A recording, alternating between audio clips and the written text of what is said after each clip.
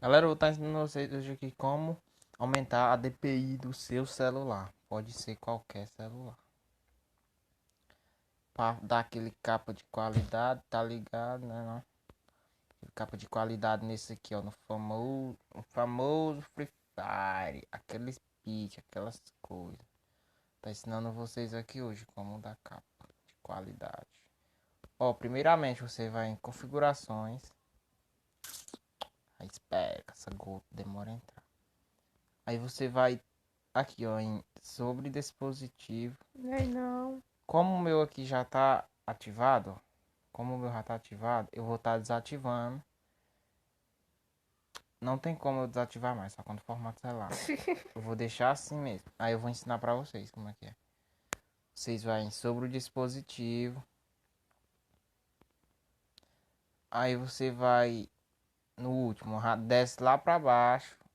Aí tem isso aqui, status, informações regulares, modelo e tal, tal, tal. Aí vocês descem pra cá, ó. Desce pra número da versão. Tá ligado? Número da versão, né? Aí vocês ficam só clicando. Clica 7 vezes.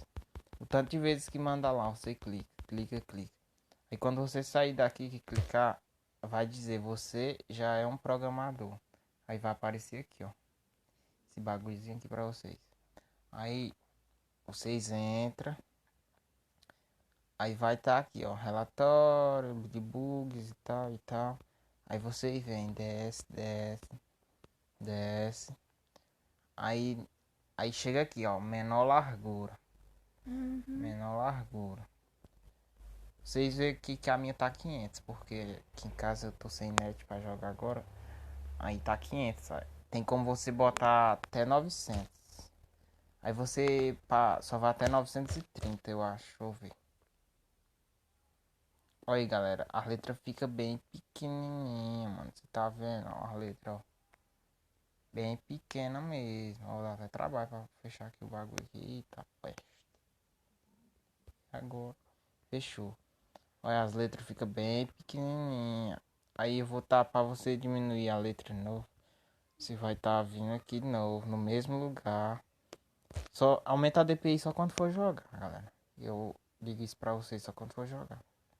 Vai rodar liso, liso, liso o celular de vocês. Aí bota 500. Quando for mexer no WhatsApp, alguma coisa, YouTube, aí ó. Voltou ao normal a letra, do tamanho que tava, tá vendo? É isso daí, galerinha. O vídeo de hoje. Tchau, valeu, é nóis. Deixa o like, compartilha pra gente.